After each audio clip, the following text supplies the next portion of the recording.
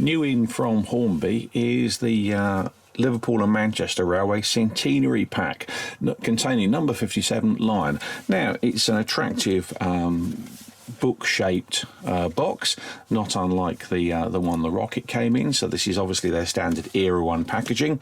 Little note down the side showing you what's in the box. You've got Lion, you've got a couple of coaches, and the third class coach as well. All the safety stuff on the back. 12 to 15 volts. Do not put your mains power through this. It's a nice presentation pack that could sit on a shelf and look very attractive. If we compare it to the Rocket pack, which does the same sort of thing, you can see the same height. Little obviously because the Rocket's shorter, little narrower, but essentially this is obviously what Hornby are going for now with this very attractive presentation packing. Makes for a great gift and something a little special about opening this up. Open it up, and there we have the model. We have some prototype information down the left-hand side. Lion is an absolute can of worms as far as prototype goes, so they obviously shortened it a bit here, but unless you're a real railway historian, you're not going to want to read the books that you can actually write about this particular loco. And on the other side we can see the locomotive.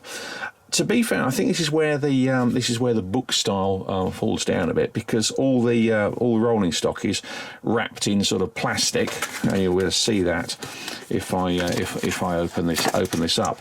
You'll be able to see the plastic to protect it from the actually very, very solid and very nice foam inserts. It's a very quality thing. This stuff is not going to get damaged, and these are quite fragile models. There are of course instructions, but it does mean to get them in and out of the foam, they have to be wrapped in plastic, so you can easily pull on the plastic to extract the model.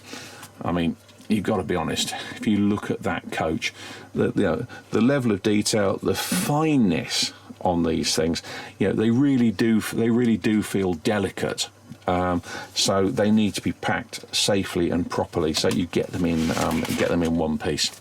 However, the main event is of course the locomotive itself, which ease it out of the foam, and there we have it.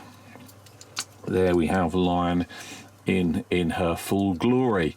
Very attractive locomotive.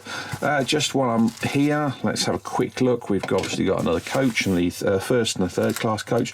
We have a fireman and a driver figure, and these have got little spigots on their feet, so they push through holes in the footplate.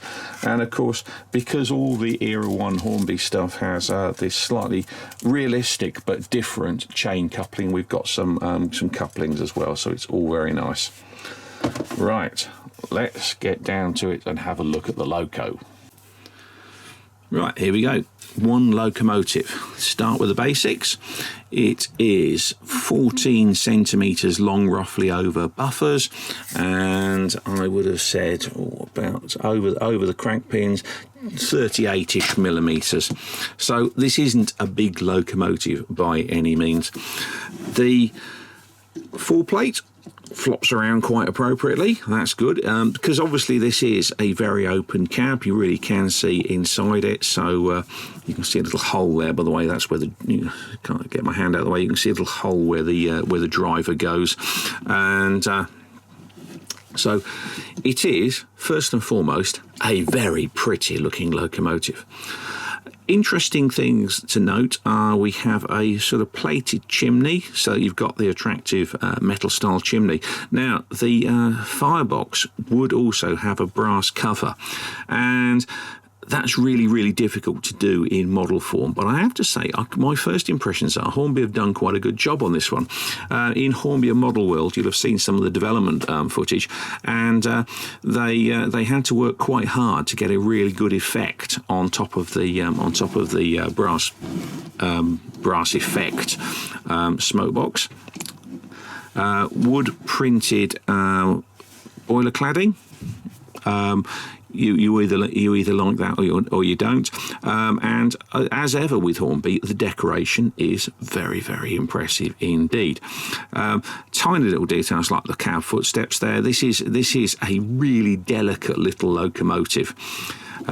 You really do feel, it's tiny, but nicely detailed, and it's certainly a very, very attractive model. But the question is, how does it behave on the track? Okay, here we go. This is straight out of the box, pure DC, none of your DCC malarkey, so it's not going to make any noise, but let's give it a go.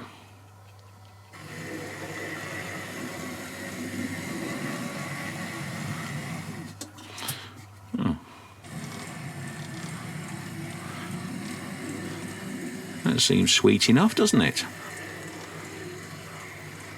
Let's stick it on a rolling road so we're not chasing it around. Right, there we go. That's it on the rolling road. Let's try a bit of. Now again, this is straight from the box. I've not run this in at all, but you get a feel for.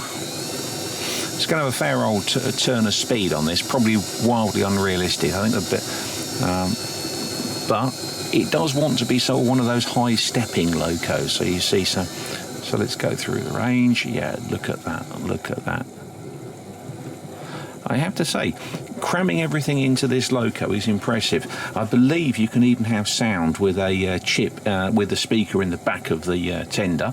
There we go. Trundling along nicely, not rolling around too much.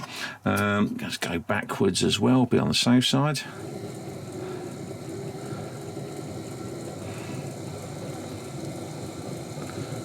I think that certainly looks all right. Of course, we're going to want to have a look at the underneath of this, aren't we? And there we are. Look, you've got a representation of the inside valve gear. You can see a grille for the sound to come out of.